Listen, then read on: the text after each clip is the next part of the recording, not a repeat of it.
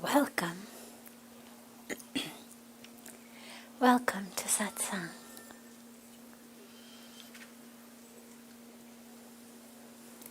So beautiful to be together.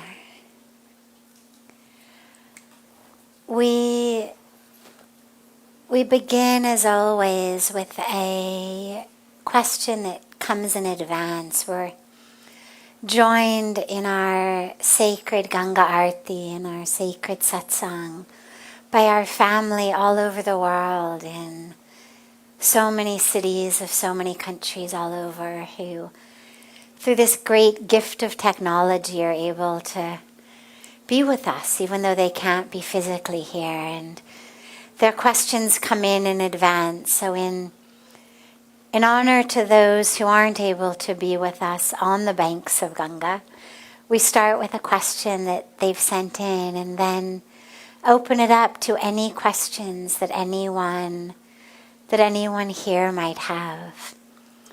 So the first question that we'll start with is a question that says, is suffering a necessary part of the human condition?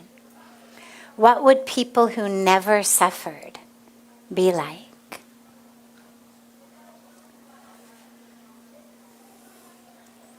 It's a bit of a trick question.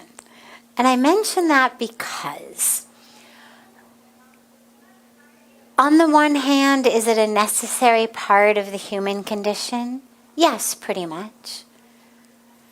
And yet, the whole point of our spiritual practice, our sadhana, our yoga, whether the path of Jnana Yoga, the path of Bhakti Yoga, the path of Karma Yoga, the path of Raja Yoga, whatever path of yoga we're walking, ultimately the goal of all of that is the alleviation of suffering, because it alleviates that within us that causes the suffering. So as long as we are mired in aspects of the human condition, like our egos, like our false identification, then yeah, we're going to suffer. Suffering is an emotional experience. A lot of people think pain and suffering is the same thing. So the first part is to understand that while pain is almost inevitable, not 100%, there must be some people who have never experienced, a stomach ache or a headache, or who have never broken a bone or cut themselves. It's probably really rare. But that's pain. That's a very physical reaction of our sensory neurons of different parts of the body sending a message into the brain that gets understood as pain. It's that which causes us to pull our hand off of a hot stove. Right? If that hot stove didn't hurt, we wouldn't be able to pull our hand off fast enough to prevent burning the entire hand away. It's that immediate instinct of pain that causes us to pull the hand away. But suffering is the emotional response that says, that's not fair. Why me? Why did this have to happen? Now I'm not going to be able to play the game of baseball that I wanted to play. I'm not going to be able to write the things I wanted to write. I'm not going to be able to do the things I wanted to do because I've burned my hand. Suffering is the emotional drama that goes along with the pain. So pain is almost inevitable. Suffering as long as we are living as that ego, living as this sense of my identity being my physical body, being my role, being my career, being what I look like, being my relationships, being my ego, well, inevitably, things are not always going to go the way I want them to. People won't be nice to me, they won't respect me, they won't treat me the way I want them to treat me. I will be very nice to people. सबके लिए मैं सब कुछ कर लूँगी और फिर मेरे से ठीक से बात भी नहीं करेंगे. मैंने सब किया उनके लिए, ठीक से बात नहीं कर सकते क्या? But you see that suffering, it's in the mind. I've created it. So we almost all suffer because we almost all are identified as these stories, as these identities, as these bodies. And so we want people should be nice to us, they should be respectful, they should treat us the way we want them to. The universe should act according to the way we want it to. And when it doesn't, we suffer. We suffer anger, we suffer jealousy, we suffer frustration, we suffer grief. But the freedom from suffering lies in recognizing that we are not. We're not the physical body. We're not the story. We're not the personality. We're not that identity. We're not our bank account. We're not all of these ways that we identify. And also by realizing that we're whole, we're full. So I suffer because I feel like I'm lacking. I need your approval because I feel on some level like I'm lacking. I need you to tell me I'm beautiful because I don't know it. I need you to tell me I'm wonderful because I don't know it. I need you to love everything I post on social media because if you don't, then I forget I exist.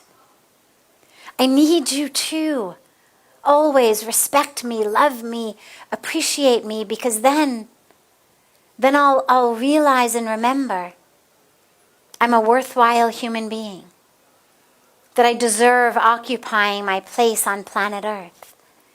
You see where that leads us almost immediately and inevitably into suffering, because not everyone's going to tell you you're beautiful or wonderful. Not everyone's going to appreciate you. Not everyone's going to love and share your posts on social media. And if I need all of that, if I need on a more serious level, the universe to give me what I want, when I want it, how I want it, the money, the success, the health, the relationships, that which I think I should have, if I don't get it, I'm going to suffer. But we realize that all of that suffering is because I don't realize how full I am. That I think that somehow my fullness requires a particular job, a particular relationship, a particular appreciation or respect or love from the community. And this is where our sadhana is so important. Because then we realize I don't need the universe to dance according to my tune. So someone who doesn't suffer, in the Bhagavad Gita, Lord Krishna speaks so beautifully about what the yogi is like, what the wise one is like. Well, the wise one, the yogi, is one who doesn't go up and down as the world goes up and down. Pleasure, pain, success, failure, gain, loss. The yogi is stable. fact, there's a beautiful line that says yoga is the cessation of, the breaking of, the union with suffering. So yoga is that which helps us break that union that we have with suffering, because it shows us the truth of who we are. And then suddenly, regardless of what's happening in the world around me, I'm able to stay anchored and grounded and peaceful and joyful, because that's my nature. So it's why we meditate. It's why we do yoga. We also realize that inevitably in our lives things are not going to go the way we want them to. And as long as I'm attached to that, then suffering becomes inevitable. A lot of us think, well, if I'm going to stop suffering, I just have to figure out how to make everyone do what I want. If you ask a lot of people, "Acha, kya hua aapko?" What happened? Why are you sad? Why are you frustrated? They'll tell you, because so-and-so did such and such. Because my husband, my wife, my child, my mother, my father, my boss, my employee acted in this way. वो मुझसे ठीक से बात नहीं करते, अपने काम ठीक से नहीं करते, जो मन में आते वही करते, सोचते नहीं है. So we suffer because we have an agenda. कि जिस तरह से मुझे लगता है कि सब चीज होना चाहिए, वैसे होना चाहिए. When it doesn't happen, I suffer. But yoga, remember, is the breaking of that union with suffering. Because it's a breaking of the attachment to ignorance. It's the breaking free from the ignorance into the truth. When we pray, asatoma sadgamaya tamso ma jyotirgamaya mrityorma amritam gamaya. When we are led from falsehood to truth, from darkness to light, from this identification as the one who is born, who changes, who dies, to the awareness that we are one with infinity, will we stop suffering? So is it inevitable if we're human? Yes and no. Yes, if we think that we are only human, but no, if we realize that we are actually the divine having a human experience. The divine in a human incarnation. Then we have the possibility of breaking free from suffering. But lastly, I would say, the human condition itself, there's something very, very beautiful about it. Even though, yes, we are taught, work for this moksha so that we don't have to keep coming back, that we're just one with God, no more human incarnations. And yet, if you think about it, there's something very precious, very beautiful about the human heart, about the heart that loves and then suffers, that loves and then grieves when we lose. And as we are walking our path of enlightenment, our path of realization, of awakening, it's also very beautiful to realize, here I am in a human incarnation with a human heart that loves. And where there's love, in a human way, not just love for the divine, but when there's love in this very human way, there's going to be grief.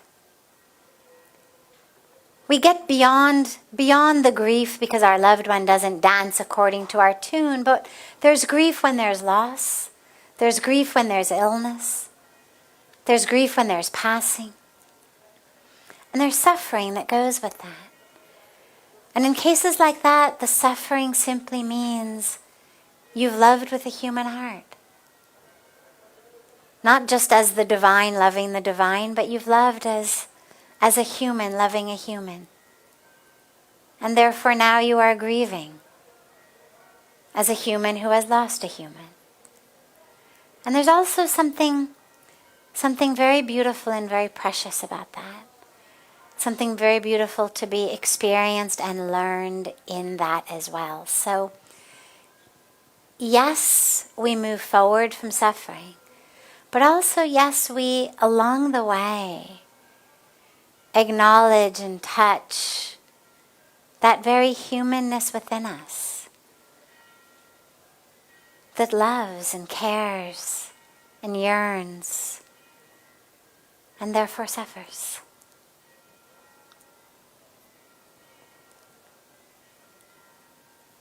Are there any questions from anyone here?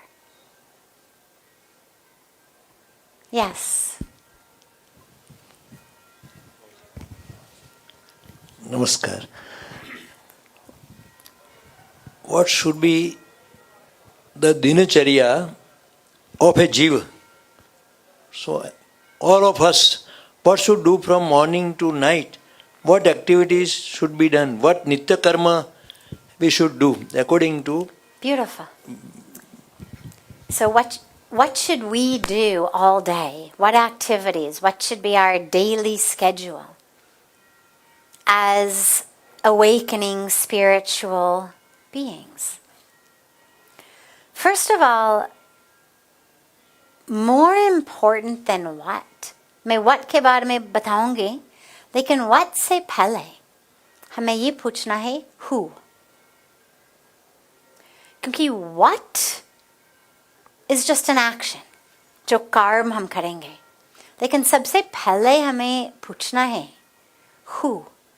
Who is the one doing the karma?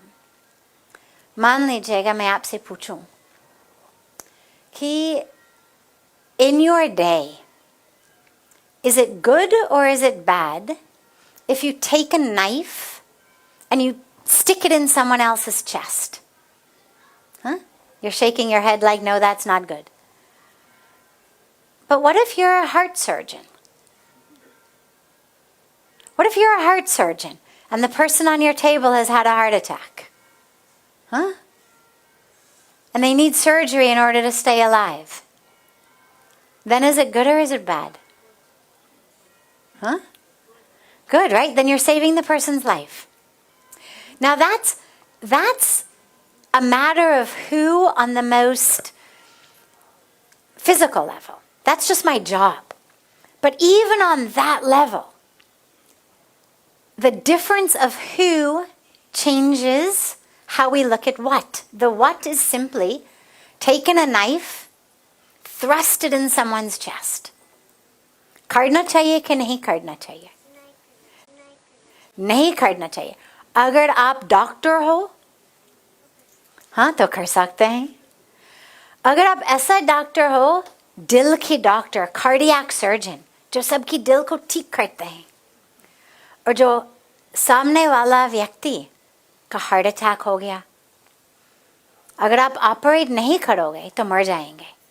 करना चाहिए कि नहीं करना चाहिए? फिर करना चाहिए. ठीक है? So what isn't even as simple as something that seems obvious, like we take a knife and put it in someone's chest. It matters who it is that's doing it. हम अगर करेंगे तो नहीं करना चाहिए. गलत बात है. एक cardiac surgeon करेंगे तो बढ़िया बात है. They're saving someone's life. But now you take it a step deeper. Let's go a step deeper. मैं किसी का सेवा करने जा रही हूँ. Okay? I am going to feed the hungry. खाना बनाया. I go out into the road the hungry people are there, I feed them. Okay? Karna chahiye ki nahi karna chahiye? Karna chahiye, beautiful. Yes, of course. We should. And yet, if in my mind I'm thinking, wow, what a sevak I am. मैं कितना सुंदर व्यक्ति हूँ. Wow. Look at this. मैंने अपने समय, अपनी resources, I've taken my time, my money, my energy to cook food for others, to serve them. I am so great. Wow. Everybody should bow to me. Everyone should worship me. Everyone should applaud me because I'm so great. Now you see the problem there. जो मेरी personal sadhana, my personal growth, my personal spiritual path, हम कहते ही सेवा करना चाहिए. But in this particular situation, this is actually, it's beneficial for the people I'm feeding, but it's actually much worse for my own sadhana than not feeding them. Because through the act of feeding them, my sense of my ego has gotten so strong that I'm actually worse off than I was before. अगर हम उसी दृष्टि से सेवा करेंगे कि we are the great ones, we are serving them, we should be given awards, we should be given gold stars, everyone should appreciate us. They are the ones who do not have, we have. Then actually अपनी साधना का नुकसान हो रहा है. मेरे ego बढ़ते जा रहे हैं, illusion बढ़ते जा रहे हैं, ignorance बढ़ते जा रहे हैं. क्योंकि nothing is mine. And this is where Bhagavan Krishna teaches us in the Bhagavad Gita. Become a tool, become an instrument. You're serving, but it's not you. I'm just an instrument in God's hands. Then whether you're a doctor, whether you're feeding people, whether you're teaching, whether you're smiling at someone, whatever you're doing, it actually becomes part of your spiritual path. So when you ask about our daily program, sabse pehle prashna is who? Who is the one doing it? Am I doing it as the doer? The great one? The one who deserves an award? Then whatever I'm doing wrong. Then what I need to do is simply sit down, close my eyes and meditate, or read the scriptures until I can realize it's not me. My favorite way of thinking about this is the moon. Khaskar jo full moon, Purnima. We look at the full moon and we think, the moon is so bright, so beautiful. Shows the way to the people in the forest. Helps them out of the forest. Shows the sailors how to get back to the shore. लेकिन सच बात यह है कि moon का कोई अपना light नहीं है. Light किसका है? सूरज. It's the sun. Right? The moon has no light. It's the light of the sun. All the moon does is reflect the light of the sun onto the earth. In the same way, हमें याद रखना है कि whatever we are able to do, it's because we are in alignment with the divine. The light that the moon is able to reflect onto the earth is because she is in alignment between the sun and the earth. Full alignment, Purnima. Out of alignment, Amavasya. Right? Moon is the same shape. But when she's in full alignment, full moon. Out of alignment, no moon. ठीक इसी तरह से in our lives to realize How can we get in full alignment so that whatever we do, we are sharing light with others? So, yes, meditation. Our day should always begin with meditation. Of course. Prayers, japa. However we can begin our day with sadhana is very important. Then all day long, we live that sadhana in action. Meditation in action, yoga in action, prayer in action. क्योंकि जो अनुभव हमको ध्यान में बैठते हुए मिलते हैं, that anubhav, that experience of meditation, is not supposed to be just on the cushion. It's not I stand up from meditation and now my experience is over. In my meditation, I realize I am one with all. Well, when I stand up and live and act, I should be acting that, living that. Otherwise, my meditation's not real. And then at the end of the day, we come back. We assess. Pujya Swamiji says meditation, no reaction in the day, not to react, but to stay anchored and grounded. Then in the evening, introspection. How did it go? Was I in alignment all day long? Or did I get out of alignment? Was I a full reflector of the light of grace, the light of the divine, onto those around me all day? Or did I get stuck? Did I get over-identified with this physical body, with this role, with this story? Did I experience and act on anger, greed, jealousy, ignorance? And if I did, it's okay. Don't start to yell at yourself, because that's usually what we do. Then we just make it worse. You're stupid. You're horrible. You're worthless. We just offer it to the divine. Offer it to the divine. And then we begin the next day. So we've got our moments of our eyes closed, seated on the mat, on the cushion. Meditation, yoga, prayer. But then we have the rest of the day of our standing up, eyes open, off the mat, off the cushion. Meditation, prayer, and yoga.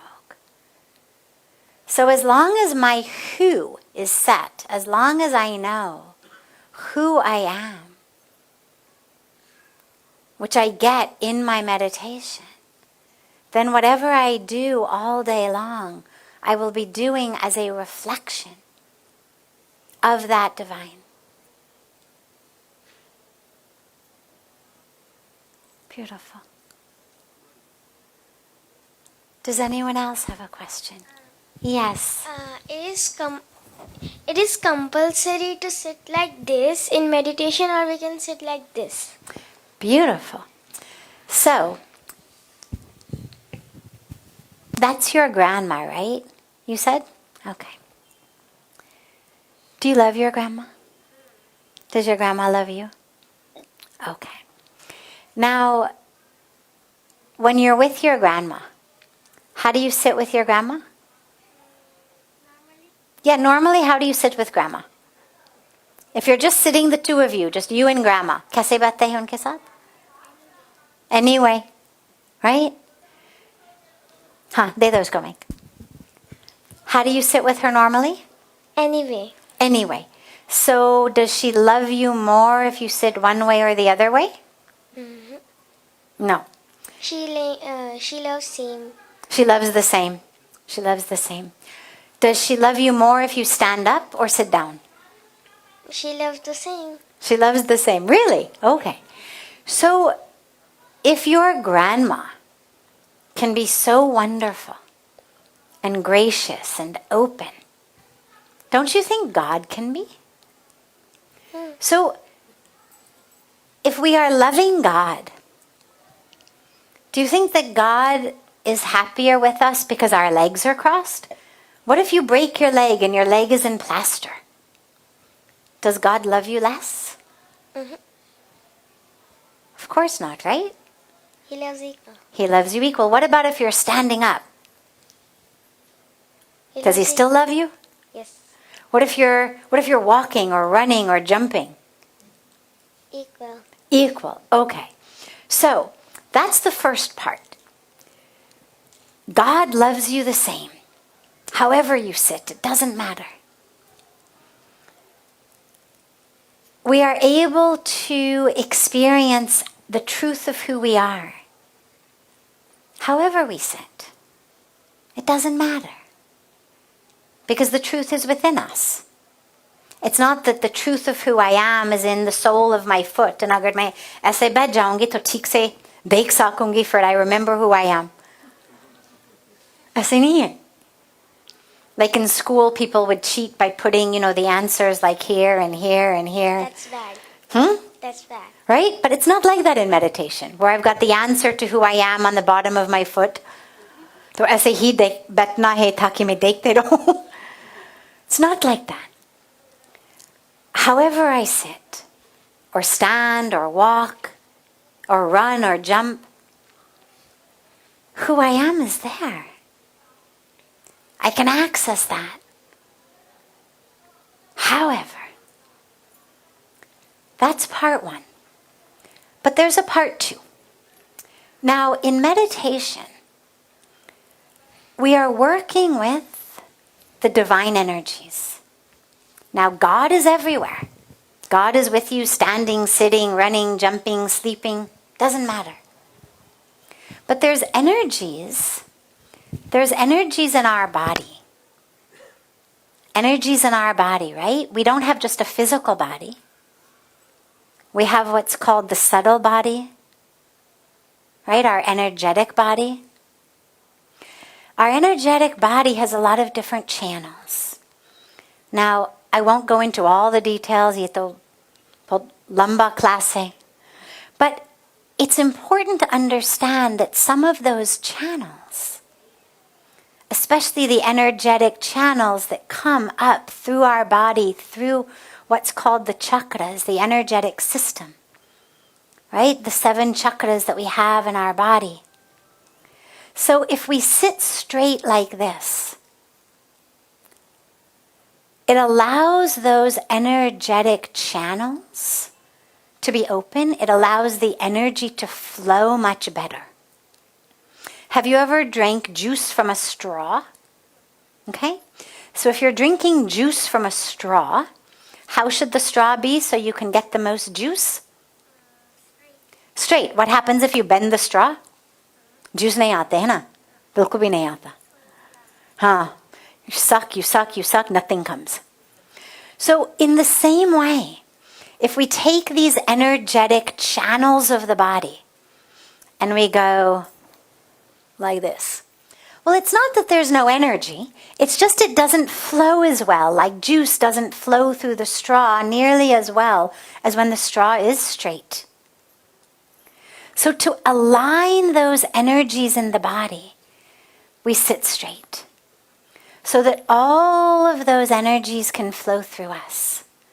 Between the atmosphere, the universe, Mother Earth, our own energetic system, all the way from our Muladhara chakra,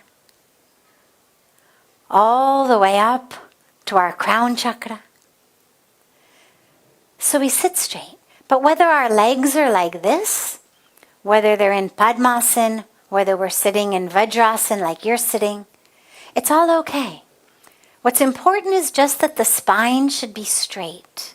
Even sitting in a chair is okay. Just as long as the energy can flow in a straight way. You don't want to be too strong, not like this, because the breath has to flow. But when you're straight, then the energy flows very, very freely, and it allows that energy to touch and to awaken all of the different aspects within your whole energetic body. Because ultimately the goal is that the energy should come all the way up. So just think about trying to suck that juice up the straw. It's going to take a lot more effort to get the juice all the way up if the straw is not straight. So in the same way, if we want the energy to rise through the body, it happens a lot better if the energy channels are open. Okay, does that make sense? Wonderful. You have one more question. Are you with us tomorrow also? Kal bhi ho. ठीक है. तो कल आपका second question से शुरू करेंगे हम लोग. ठीक है? What's your name? Wonderful. So tomorrow you will sit right there. We will start with your question tomorrow. I want to ask something. Wonderful. I'm Neema Jain from Chennai. I've come first time to Haridwar. And any one good thing I want to get it from you and go. So we'll end with this. Any one good thing.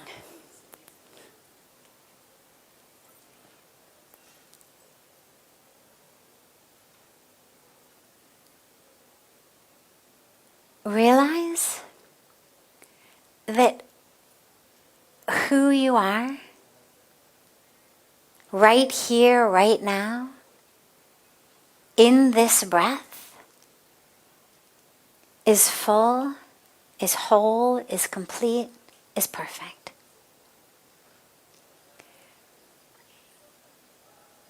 You don't need to achieve something, obtain something, acquire something, earn something, buy something, become something.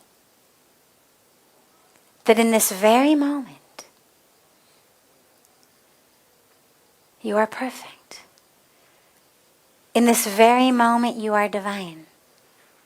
There's nothing that needs to be done or achieved or gotten.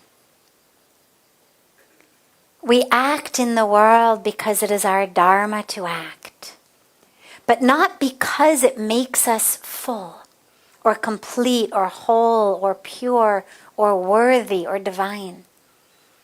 But so many of us think that our worthiness here on earth is based on what we achieve, what we look like, what we do, what we acquire, how much.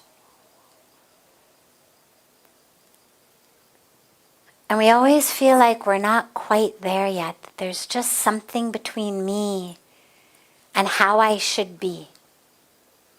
Between me and my enoughness. And to realize that who you are at the core is divine. And to say you're not enough, you're not full, you're not complete, is to say that God somehow made a mistake or left you half-baked.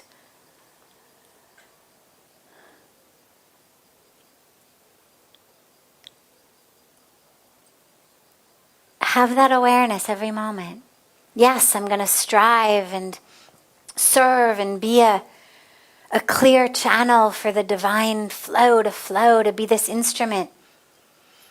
Even as St. Francis of Assisi said so beautifully, this instrument, O Lord, make me an instrument of thy mercy. Where there is darkness, let me bring light. Where there is despair, hope. So we want to be those instruments. But not because that's what makes us full, or that's what makes us worthy, or that's what makes us who we are. That just you, exactly as you are, is perfect, and full, and whole, and complete, and divine.